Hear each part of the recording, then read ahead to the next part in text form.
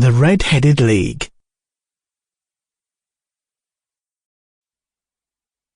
I had called upon my friend Mr. Sherlock Holmes one day in the autumn of last year, and found him in deep conversation with a very stout, florid-faced elderly gentleman with fiery red hair. With an apology for my intrusion, I was about to withdraw when Holmes pulled me abruptly into the room and closed the door behind me.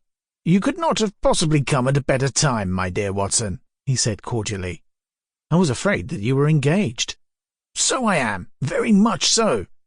"Then I can wait in the next room." "Not at all. This gentleman, Mr. Wilson, has been my partner and helper in many of my most successful cases, and I've no doubt that he'll be of the utmost use to me in yours also." The stout gentleman half rose from his chair and gave a bob of greeting, with a quick little questioning glance from his small, fat-encircled eyes. "Try the settee," said Holmes, relapsing into his armchair and putting his fingertips together, as was his custom when in judicial moods. "I know, my dear Watson, that you share my love of all that is bizarre and outside the conventions and humdrum routine of everyday life.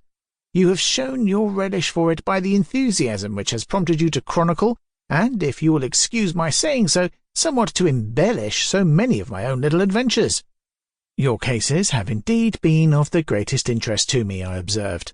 "You will remember that I remarked the other day, just before we went into the very simple problem presented by Miss Mary Sutherland, that for strange effects and extraordinary combinations we must go to life itself, which is always far more daring than any effort of the imagination."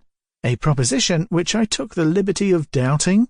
"Ah, you did, Doctor, but none the less you must come round to my view, for otherwise I shall keep on piling fact upon fact on you until your reason breaks down under them and acknowledges me to be right. Now, Mr. Jabez Wilson here has been good enough to call upon me this morning and to begin a narrative which promises to be one of the most singular which I've listened to for some time. You have heard me remark that the strangest and most unique things are very often connected not with the larger, but with the smaller crimes, and occasionally, indeed, where there is room for doubt whether any positive crime has been committed.